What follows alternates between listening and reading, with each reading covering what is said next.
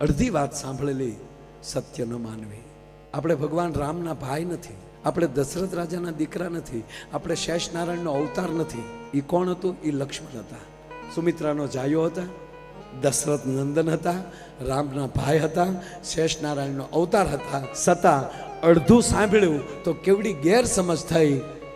રામ, લક્ષ્મણ અને જાનકી ત્રણેય વનમાં હતા અને લક્ષ્મણજીને કોઈએ કીધું કે અયોધ્યાથી ભરત સેના લઈને આવે છે અને લક્ષ્મણ રામ પાસે આવે છે. રામાયણમાં વાંચજો, અતિ ક્રોધિત થાય છે લક્ષ્મણજી રામ પ્રભુ પાસે કે મોટા ભાઈ શું સમજે છે કઈ નો દીકરો કે 14 વર્ષ પછી પાછો મારો બાપ ગાદીએ ન બેસી શકે એટલે એકલા સમજી અને સેના લઈને આવે છે. રામ, તમારા ચરણની સોગંદ ખાઈને કહું, હું ભરતને જીવતો નહીં જવા દઉં, ભરતને જીવતો નહીં જવા દઉં, તમારા ચરણના સોગંદ.